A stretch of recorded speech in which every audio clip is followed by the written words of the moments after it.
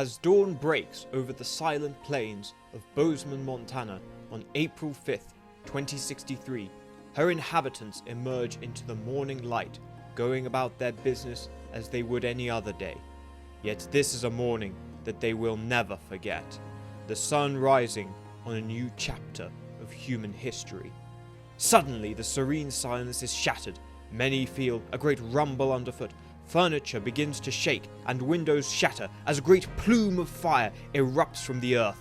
Atop it, climbing ever higher into the blue morning sky, a silver dart, a nuclear missile. Most in the town are well acquainted with the missile, yet they still stand in awe as it climbs into the clouds, many believing that this day would never come. As the phoenix pierces above the stratosphere and gets ready to unfurl her wings and change history. Born in 2013 in St. Paul, Minnesota, to Jesse and Hilda Cochrane, Zefram Cochrane grew up in an environment of learning and intellectual challenge. His parents being distinguished scientists, their work frequently took them around the world, living in Hawaii, London, Delhi, and Seoul. The young Zefram Cochrane was well travelled, though this did lead to something of a lonely childhood, and so in the absence of friends, Cochrane immersed himself in the sciences, which offered him an escape from an increasingly chaotic world around him, as international eco-terrorists sought to decimate the Earth's population.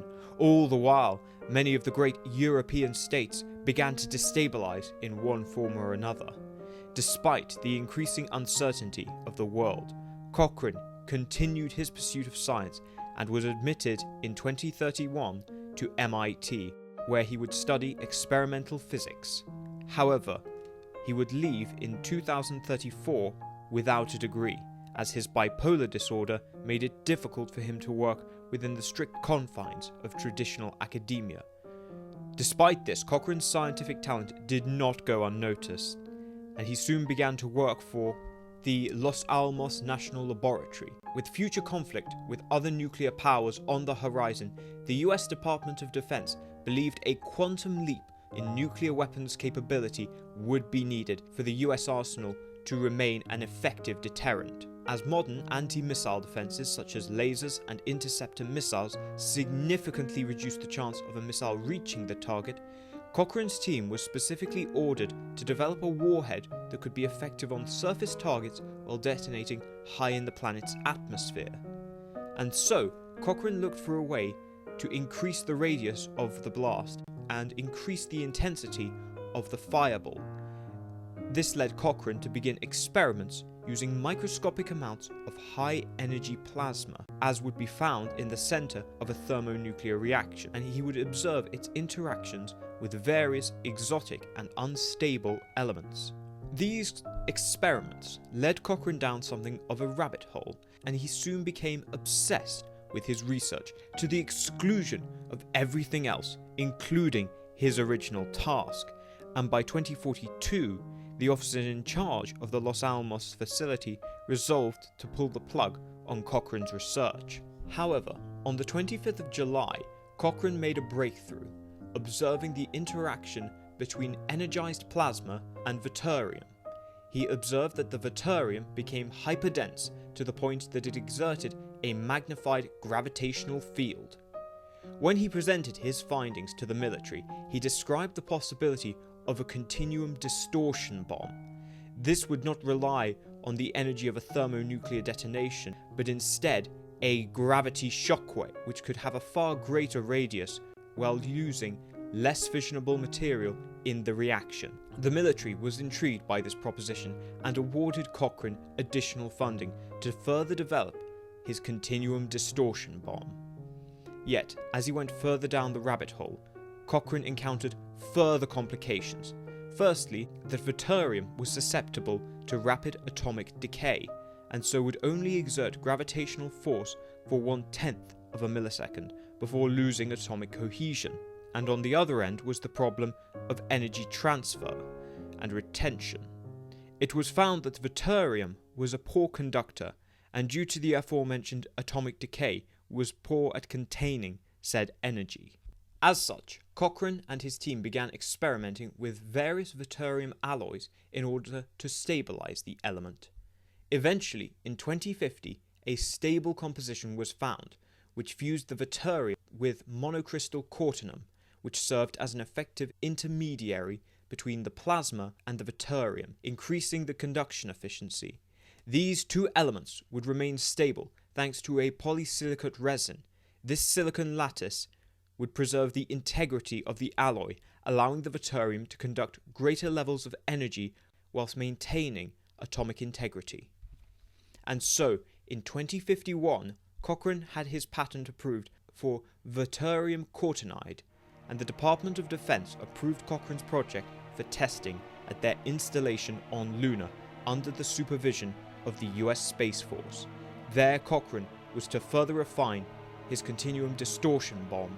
This was done not only to preserve the secrecy of the project, but also to ensure its survival, as by 2050 international tensions had reached an all-time high, similar to that of the Cuban Missile Crisis just over 90 years before, and there was a real threat of a nuclear exchange between the new United Nations and the Eastern Coalition.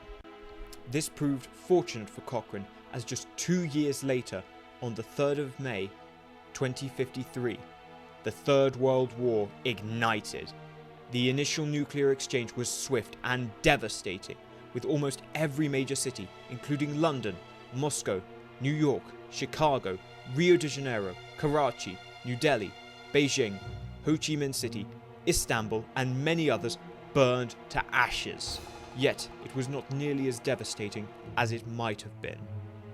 The various early warning and interception systems destroying the majority of missiles, and the second wave of retaliatory strikes was prevented by a combination of cyber warfare and EMPs, which rendered many missiles grounded in their silos. Though this was little consolation to Dr. Cochrane, who could only watch powerless on Luna as the planet below tore itself apart, and it was even less of a consolation to the survivors who would have to face the post-atomic horror.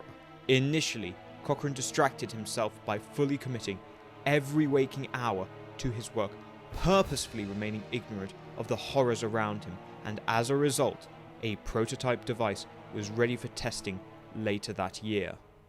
A test was scheduled for the 8th of August. A prototype device would be detonated within a pressurized dome. This would conceal the detonation, along with the fact that the US Space Force had illegally developed a weapon on Luna. However, this test did not go as planned. Upon activation, the device failed to detonate. When 2 ordnance specialists were sent in to investigate, they realized that the device was in fact active and charging.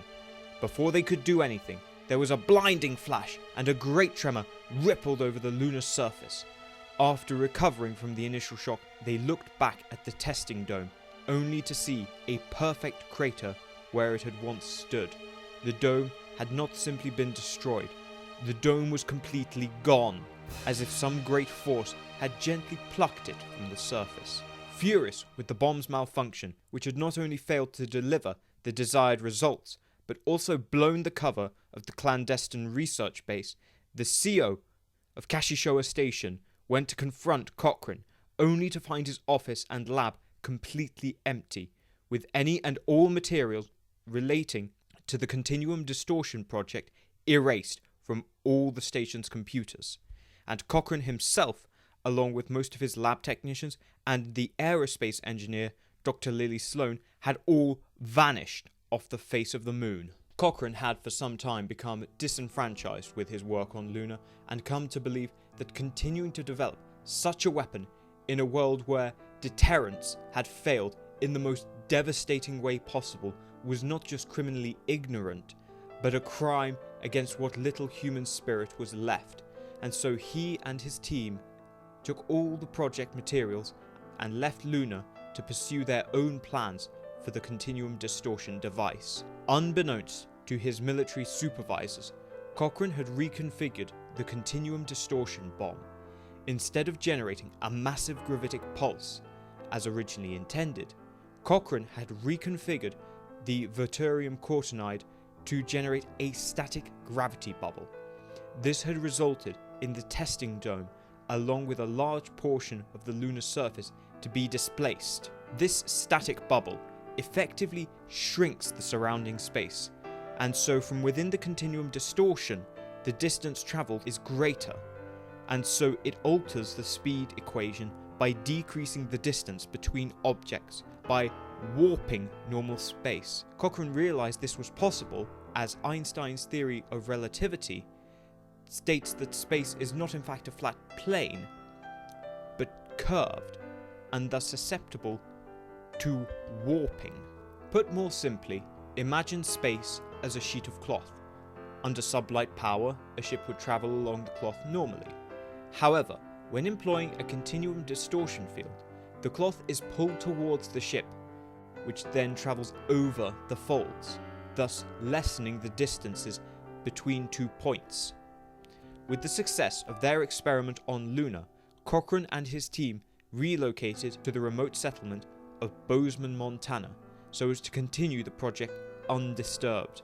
Yet more important than the remoteness of this location was a secret buried underground, a series of ICBM silos which housed several Titan III rockets, which Cochrane would use as his launch vehicle.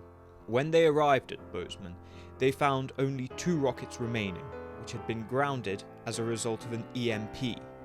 They would therefore have to replace and repair all the electronics, not only in the rockets, but in the launch facility itself. Yet the more pressing concern was funding. Now labelled as fugitives, they could hardly expect further government funding. However, they did now possess a source of revenue, albeit a dubious one. The uranium contained within the missile warheads was extremely valuable, and by selling it on the black market, they could obtain the necessary funding to continue the project. Yet many on the team, including Cochrane himself, were hesitant, fearing that this dangerous material could end up in the wrong hands.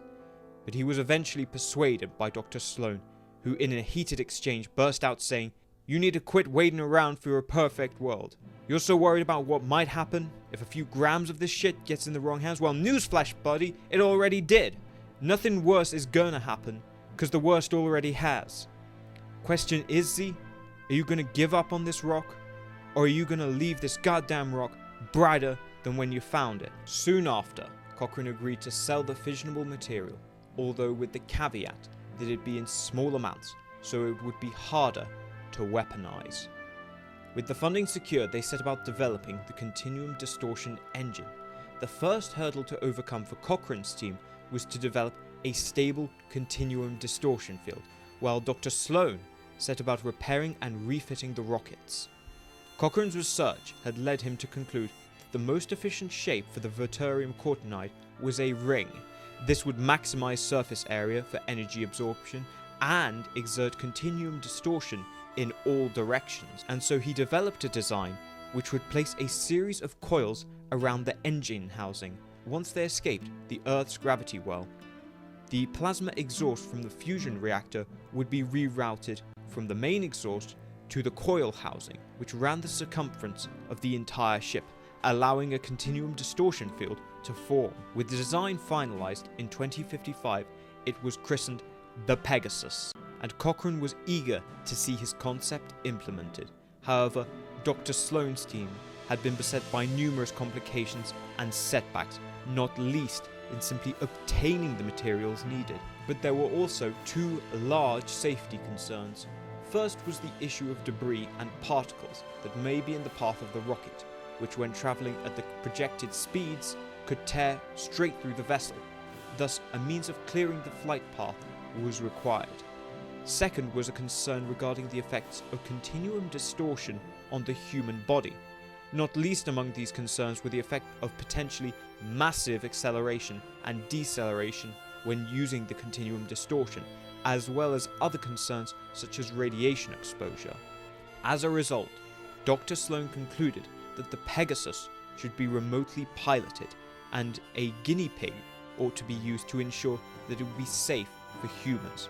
While he found this slow, methodical pace frustrating, Cochrane agreed, with the construction of the Pegasus completing in 2058. He was eager to put his idea to the test. The Pegasus launched on the 11th of May with a single chimpanzee aboard named Samson. At 07:25, ignition commenced. With liftoff 20 seconds later, the Pegasus reached orbit at 07:34. All that time tracking Samson's vitals. They then proceeded to the second stage, commencing a 10G acceleration burn. Once the ship achieved its speed of 70 kilometers per second, Samson's vitals began to waver as expected. However, the G-force resistance drugs were effective and Samson survived the burn. At 07:45, the main exhaust valve was closed and the plasma flow diverted from the main exhaust to the Zefram Cochrane coils. At 07:48, the coils reached full charge and the continuum distortion field began to form. The Pegasus soon accelerated to speeds in excess of over 75,000 kilometers per second and continued to accelerate towards the speed of light. Despite this, Samson was no worse for wear. In fact, he experienced no acceleration once the continuum distortion field had formed, confirming Cochrane's hypothesis that the continuum distortion field actually made the space around it accelerate rather than the ship itself. Dr. Sloan was also pleased to see that the deflector beam installed on the ship's nose was proving effective, preventing microscopic debris from puncturing the ship's hull. Everything seemed to be going according to plan, yet suddenly, after surpassing 150,000 kilometers per second, or 1/2 the speed of light, an imbalance developed in the distortion field. With no way to correct this, Pegasus began to violently spin off course in a corkscrew fashion, hurtling off the test course and towards the L5 asteroid colony. While the crew tried desperately to halt the ship, sending an emergency shutdown command, because of the vast distances, it could not reach the Pegasus in time before it struck the asteroid at a velocity of over 175,000 kilometers per second, devastating the colony. With the Pegasus flight being a catastrophic failure, Cochrane disappeared from the lab complex. Sloan found him 2 days later in the Bozeman dive bar. Initially, the entire team lost hope in the project, believing that the US military would be knocking on their door any day now, since destroying a colony tends to draw government attention. However, while the attack on L5 was investigated by the United States Space Force, satellites had been knocked out during the Third World War and so were unable to verify the origin of the projectile. Even so, Cochrane was despondent, and to make matters worse, his implant, designed to regulate his bipolar disorder, failed, and for the next few weeks he slid into a deep depression, so much that Lily was happy to see him when he returned to the complex with a newfound enthusiasm. But it soon became clear that this was a result of his condition, and his colleagues could only watch as Cochrane spent the best part of 2 weeks in a manic state, barely eating or sleeping until his inevitable crash sometime later. After this episode, Cochrane began to self-medicate with alcohol. While far from ideal, it made Cochrane's mood far more consistent, so that he could actually work with others, though this was not without difficulty. The team began to evaluate the Pegasus flight and came to the conclusion that while it met a disastrous end, the continuum distortion drive, or warp drive as Cochrane now called it, was sound and could be made to work safely. The issue with the Pegasus was that the single warp field was unstable at higher power levels, and once the field had destabilized, it was impossible to correct, and so the ship entered a terminal spin. To prevent this from recurring, it was concluded that the next ship should employ a pair of smaller coils, allowing them to more effectively manage and balance the warp fields during flight. It was also concluded that the Zefram Cochrane destabilized if energized too quickly. Instead, it was concluded that it would perform more reliably if slowly warmed up, with the warp field being gradually formed and slowly increasing power before reaching the threshold for light speed. This design would also incorporate a 4-meter cockpit to allow for a 3-man crew which would be better able to control the ship in flight rather than rely on remote control. The blueprints for the final prototype were completed in 2060. It was named the Phoenix, though Cochrane felt this name rather self-aggrandizing. While Cochrane seemed outwardly cynical, even pessimistic, he and the rest of the team persevered over the next 3 years to complete the Phoenix, and by April 2063, the Phoenix was ready to fly, and Cochrane planned its launch on the 5th.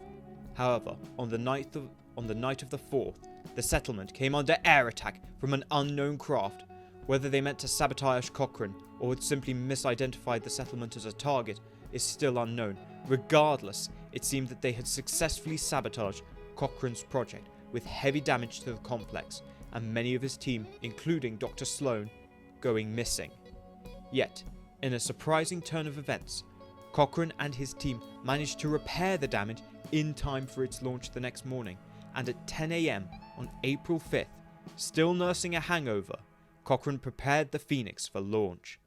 She achieved liftoff at 10:01, achieving orbit at 10:05. Now in orbit, Cochrane continued a 6G burn while steadily increasing the reactor output, diverting power to the warp nacelles. Over the next 8.5 minutes, the nacelles were charged up and steadily began to accelerate the Phoenix at a rate of over 3,000 Gs. However, since this was the result of the warp field, underwent no ill effects, and at 10:13, the Phoenix, now travelling at 20,000 kilometers per second, reached critical velocity and a stable warp bubble formed, catapulting the Phoenix to the speed of light, 299,792 kilometers per second. She held this speed for 50 seconds before a stunned Cochrane pulled the throttle back. He then had another 2 hours to collect himself as he commenced a steady braking burn before accelerating back towards Earth and making another 40-second warp jump. He then placed the Phoenix in geosynchronous orbit over Bozeman before ejecting the crew capsule and touching down in a field 11 miles from the settlement, successfully completing the first human warp flight in history. Elated at their success, the team began to compile their data and send out reports of Cochrane's remarkable achievement, hoping to sell the technology for a large fortune, and Cochrane sat down at his favourite bar to toast to the success of the project and his first day of retirement. Yet history had other plans. At 21:06, a strange craft touched down outside of Bozeman. Initially, the locals thought it was some kind of experimental VTOL aircraft owned by a potential buyer. Yet when the crew emerged, they realized this was not the case, as the Vulcans of the science ship Taplanahath made first contact with the people of Earth. The Vulcan commander and Zefram Cochrane walked to meet each other, both spurred by the same curiosity. The commander raises his hand in the greeting of his people and says, "Live long and prosper." Already inebriated, Cochrane struggles to emulate the alien gesture, and instead offers his hand, which the alien clasps, and says thanks, opening the final frontier. For while his development of warp drive was nothing short of revolutionary in scientific terms, this was not the final frontier which Cochrane had reached. The final frontier is not that of stars and nebula, but of the infinite possibility of life in all its forms and endeavours. For life to reach its hand into the void, and for it to be clasped in friendship, opening a new infinity of possibilities. For there is no greater frontier than that shared between all peoples of the universe. That is the true final frontier.